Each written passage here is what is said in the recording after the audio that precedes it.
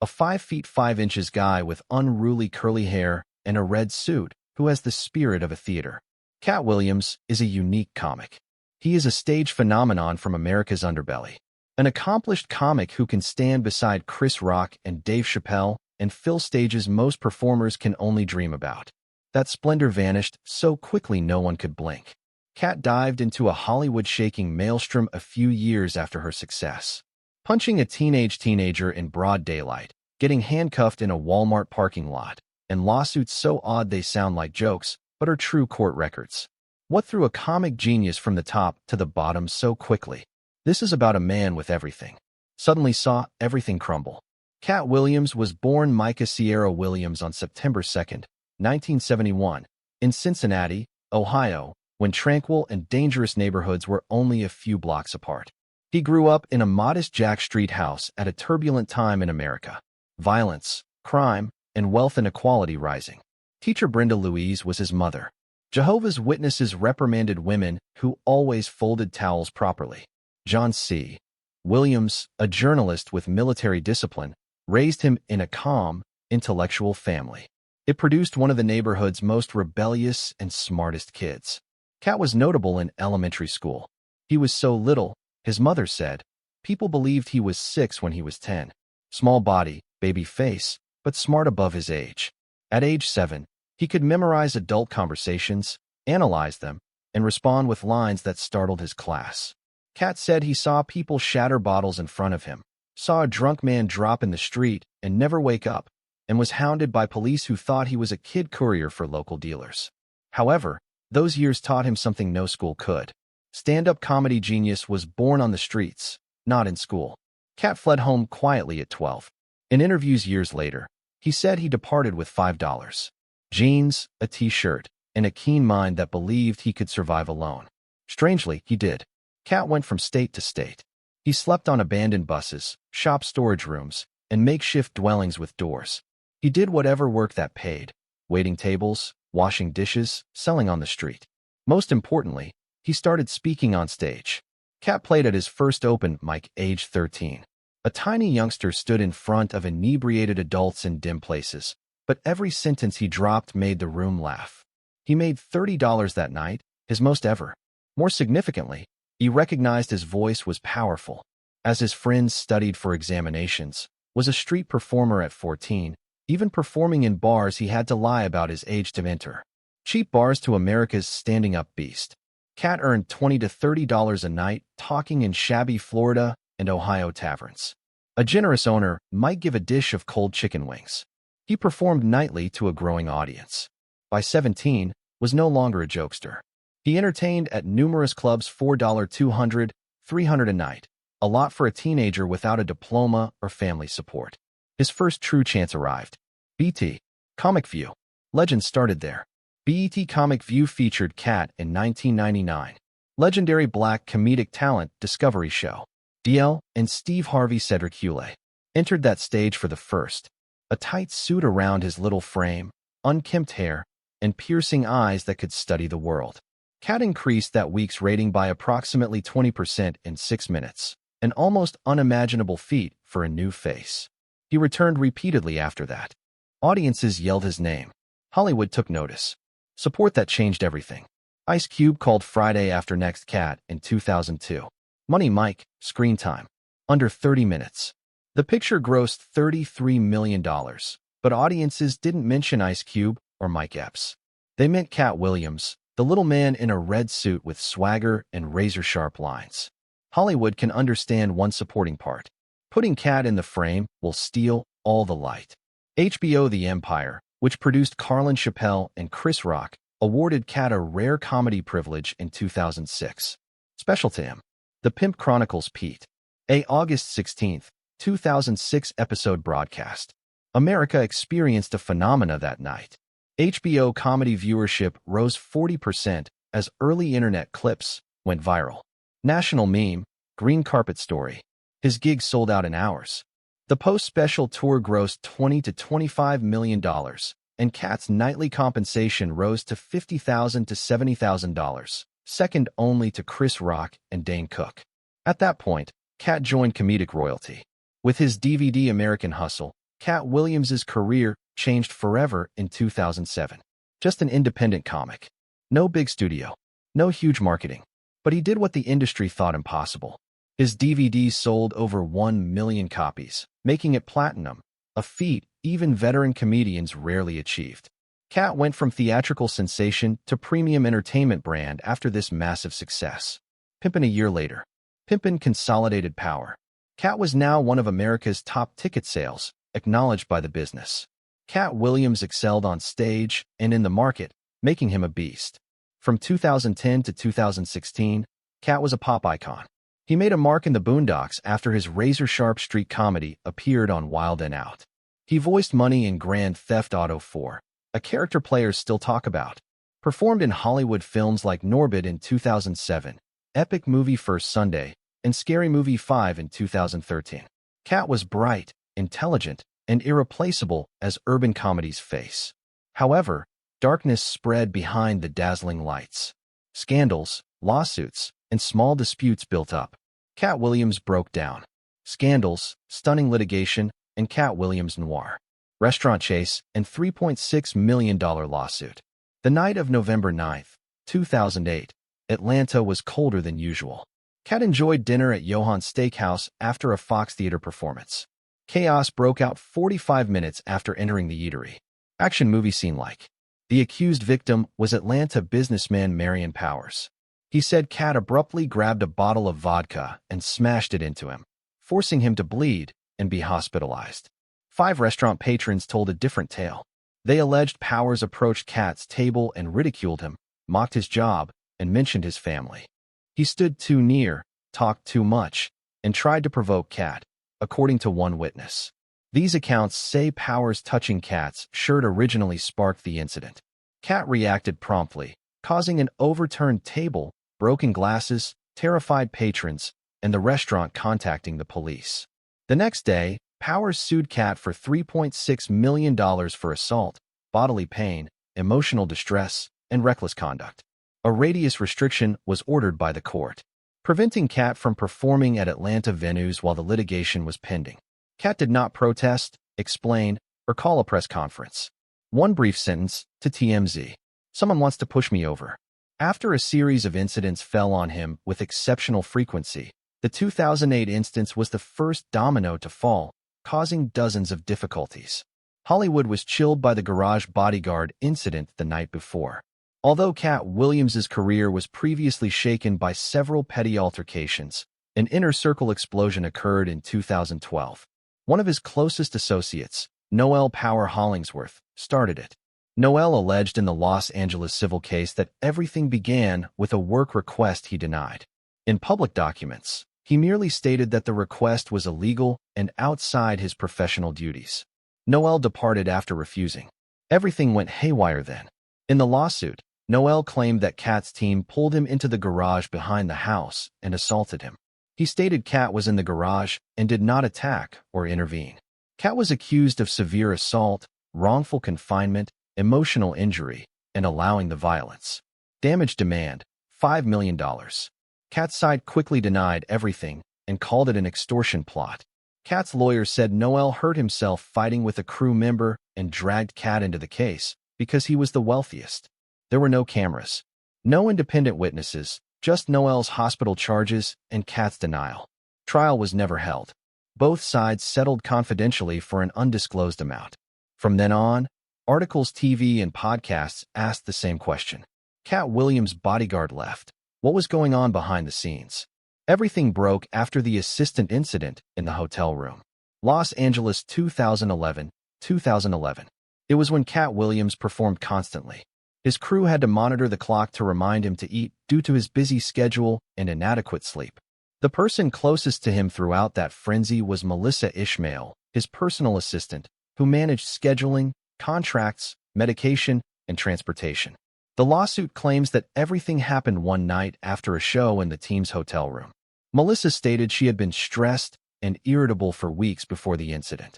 In court, Melissa detailed the incidents. She said she left to avoid fighting. Katt barred her path to the entrance. Katt lost control after exchanging words, she said. Her confrontation forced her to the hospital. Cedars-Sinai reported split lips, neck scrapes, and extreme terror. The lawsuit was filed the next day. Katt's side refuted everything, saying the claims were exaggerated and he never closed the door or confined anyone. The case might proceed with medical records and hotel staff statements. This stood out. Katt wished the case would end. A few months later, both sides settled quietly. Katt did not apologize but promised to pay a hefty sum, estimated by the press at $250, $300,000. Melissa left showbiz after that incident. Katt's public image suffered the most from this. An insider assistant leaving by suing is always a symptom of a crack. Target incident, supermarket punch. Later November 2012 in Sacramento. Katt Williams was delicate. He has canceled gigs, gotten into petty fights, and been in the headlines. Often felt like daily. Nobody anticipated his next scandal to occur in the commonest location. Target shop. Police investigations and viral videos show that Katt entered the store with buddies. He browsed Target like any other consumer until he saw 19-year-old Dwayne Hersey in the electronics department. No one heard the first sentence, yet they argued. Witnesses reported the boy said something that made Katt stop, turn around, and approach. Another witness disagreed. Katt was mad. He misinterpreted the employee's typical speech. It detonated in just a second. Katt moved forward and punched the employee in the face. Customers yelled as the worker collapsed. Friends drew Katt away. Target guards raced in. Katt left the store, jumped on a three-wheeled cart, and raced across the parking lot, leaving a surprised throng and an employee clutching his face. That nightfall, the footage appeared online. Few hours, 5 million views. Twitter exploded. News stations replayed it constantly. It didn't matter what was said prior. National comedian Katt Williams assaulting a teenage Target employee and fleeing was the only image that mattered. Next day, the employee sued him for assault and injury. Katt was permanently banned from all 1,700 Target locations in America. Katt's side didn't explain the dispute. He secretly canceled more shows and disappeared for weeks. America knew Katt Williams' downward spiral had just begun. The 2016 soccer field punch by a kid shocked the nation. On a simple Gainesville neighborhood afternoon on March 23, 2016, kids played soccer as usual. Williams arrived alone. Several field guys recognized him. They pointed, muttered, and spoke. A tall, muscular 17-year-old named Luke Wash was one of them. The police report and Williams said Wash made inflammatory statements throughout the game. Williams used strong remarks to grab his attention. As tension rose, the teen's phone started filming. The moment that stunned America occurred. Katt Williams punched the teen in the face. A clear video captured everything. Wash stumbled. Instead of escaping, he grabbed Katt, shoved him down the grass, and locked him down like a street athlete. Katt tried to escape, but was pinned on the ground. Though brief, the footage became one of the month's fastest-spreading videos. Twitter exploded. YouTube and Facebook swamped with memes. TV replayed it for hours. The comic who sold out tours was hurt by a child. Williams was found face down with his hands behind his back by Gainesville police. Wash stood nearby, punch-red face. Both were arrested for disruptive conduct. Wash was arrested because 17-year-olds are charged as adults in that state. Both were released the same day after posting bail. Williams addressed the incident at a Brooklyn event the next day. I believed he was 19. I meant to offer him one. Didn't anticipate him to flip me. The administrative issue was concluded quickly without criminal convictions, but his reputation was devastated. That moment symbolized Katt Williams's most tumultuous period. Walmart incident, midnight 911 call, and parking lot gun pull. Just weeks before the teen fight, Katt Williams resurfaced in another unexpected setting. Gainesville, Georgia, Walmart parking lot around 11 p.m. on February 1, 2016. Shaking, he dialed 911. Katt Williams aimed a gun at me. That phrase prompted officers to arrive immediately. They arrived in 3 minutes with block-wide lights.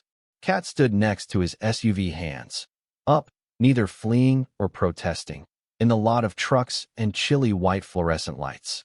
Police made him kneel. He consented. The accuser continued pointing from a few steps distant. I thought I was dead when he pulled a gun on me. But the bizarre part started then. The police found no gun on Katt. No shell casings, no danger. No gun was in his car. Walmart security cameras did not record a pistol draw. Some witnesses witnessed simply the two bickering. No gun was seen. In the station, the accuser revised his account. From pointing a gun in my face to I thought he had a gun to perhaps pulling one. Police questioned Katt, but did not arrest him since they had no proof. The following day, the report stated no weapon recovered. Insufficient proof. His reputation remained tarnished. What millions of Americans remembered was Walmart Katt Williams drew a gun, although there was no gun. An odd twist in his long string of scandals was the Walmart incident. The rental house raided the neighborhood awakening hunt. In late April 2016, Gainesville police abruptly came outside Katt Williams' rental property. No warning. No warning. Just hard door knocks, flashlights across windows, and patrol cars blocking the street. The published police report stated that neighbors had reported strange house activity many times. People yelling and perhaps using drugs late at night. Also, an anonymous caller said police there were firearms and marijuana. That warranted a search by local police. It took approximately 45 minutes to search. Police seized a little amount of marijuana, enough to document, but not enough for a significant charge, as well as paraphernalia and weapons. We detected no illicit guns. Gainesville PD told the press the drug is insignificant. No felony await. However, the occurrence had the same consequence. For the seemingly endless time in 2016, Katt Williams was arrested, hauled to the station, fingerprinted, and mugshot. He was released the following day after paying bail. The April 2016 house raid faded swiftly, buried in his endless issues, so many that the public couldn't recall which happened first. The ultimate blow, the $59 million lawsuit. A new bomb dropped as Katt Williams tried to rebuild after nearly a decade of strife. A group of strangers sued Katt and his gang for $59 million for attacking them at a private party. The media went crazy over the huge figure, turning it into a circus where every detail, accurate or not, was blown up. The plaintiffs were unaware. They had never met before. No common past to justify such a planned claim. They spoke the same thing, like someone gave them a template. Court threw out the case. It lacked evidence and legal requirements for an accusation. But non-legal damage was greatest. His reputation suffered. The case dismissal was little mentioned in the media. The violent party Katt Williams losing control was discussed. It was the final blow to Katt's longtime symbolism of chaos. Katt Williams never failed because to talent scarcity. His honesty cost him in an industry that thrives on immaculate facades. In nearly 20 years on stage, he was detained 18 times, sued 30 times, abandoned by colleagues, and constantly monitored by authorities. The oddest part is this. Most accusations failed. Few lawsuits have proof. Most controversies appeared suddenly and vanished. As if someone behind an invisible control panel kept hitting pandemonium and hit off weeks later when enough harm was done. Katt said something that offended many but exposed a fact only showbiz veterans know. Not the problem, but the one they wish to suppress. He may be alive because of that. Katt Williams was thought to be done after 2016, when the media went all out. He lost his career due to public ridicule.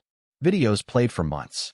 Another comedian frankly replied, "Nobody survives that." Katt differed. He weaponized collapse.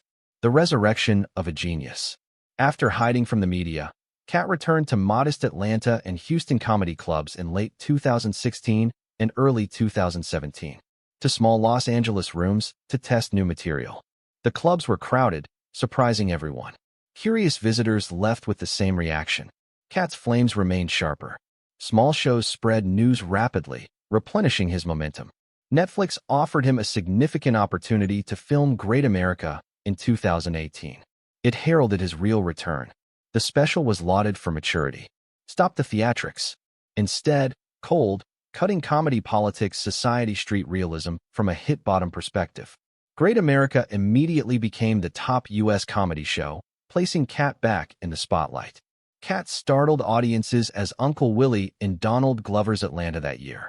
Short but significant duty. It showed vulnerability and confusion only a pain survivor could. Katt won the 2018 Emmy for Outstanding Guest Actor, demonstrating he was more than a comedian. From there, the industry progressively welcomed him back. Opportunities increased. His second Netflix special World War III in 2022 returned him to the top and reintroduced him to the world. After the program, his tours sold out in dozens of locations, bringing in millions. Even after 50, works quickly. Top podcasts, passionate fans, constant touring. More importantly, he is one of the few comedians with a Hollywood-free voice. Katt Williams' return was unlucky. Real talent, endurance, and a will that chaos could not destroy. He emerged from 2016 sharper, crisper, and more threatening. Katt Williams' private life is nothing like her stage persona, razor-sharp punchlines, and Hollywood-fearing rebelliousness. Complex wounds are larger than expected and quieter than expected. A genius's personal life and relationships. Storm curtain living. Katt Williams' early marriage ended quietly as his career was rising. Katt has one biological kid from her first marriage. Actor Micah Williams, born 1991, stars in Disney's Good Luck Charlie. A rare anchor throughout Katt's tumultuous years was Micah. Katt claimed Micah kept her going during the hardest years. Katt had many romances after her first marriage ended, although few were public. He dated Aries Spears' ex-wife Hazel Lee and had flings with models and artists. One thing united them. They left silently. Why Katt's life was too unstable for long-term living. 10 kids. The tranquility of a chaotic life. Unlike his erratic romance, Katt's fatherhood is serious. 9 of his 10 children are adopted. Katt adopted foster, homeless, abused, and unstable children. He funded them privately without PR or public fundraisers. The biggest contrast in his life. Katt is turbulent, argumentative, and irritable in public. However, he is a patient, compassionate father who tries to provide his kids a regular existence at home. He drives them to school, attends parent-teacher meetings, checks schoolwork, and has often used his own money to remove children from harmful situations. He said he had to stand up for the youngsters watching him despite lawsuits, police calls, and social media ridicule. Riches, falls, and barehanded climbs. Katt Williams' finances are the most significant drop in his tumultuous career. Then American comedy rebound graphs. Before 2014, sold-out tours brought in millions. Friday after next sitcoms, best-selling DVDs, HBO specials, and Netflix. He appeared with America's top comedians. Katt's net worth plummeted after 2 years of legal issues and attorney expenditures. Some sources indicated he was near bankruptcy. He lost residences, contracts, and court fights continued. Toured virtually exclusively from 2018 to 2023. Great America Tour. Conspiracy Theory Tour. World War III. Tour became his revival. No extravagant stages or PR campaigns. One man with a microphone in a packed room full of people who never stopped adoring his truth. Money slowly returned. Clean but slow. Katt Williams' anticipated 2024 to 2025 net worth is $10 to $12 million. Not huge compared to major comedians, but a miracle for a man with hundreds of lawsuits and thousands of insulting jokes. Katt values wealth beyond numbers. It shows that whatever they tried to bury him with helped him rise again. Katt Williams isn't perfect. His career isn't easy. Does not have a conventional private life or $100 million box office commitments. His flaws make him a rare icon. An honest person refuses to bend, misunderstood but unbroken. Do you think Katt Williams is misunderstood genius? An honest warrior in a fake industry? A flame that burns to shine? Comment your thoughts. Hit subscribe. Turn on alerts to get new videos first and unlock Hollywood's untold stories. This movie uses statistics, analyses, and comments from the time of production. Content may vary and should not be considered a forecast. Much more to discover. Resilient, legacy, and truthful stories. Watch some of our popular videos now and during home training.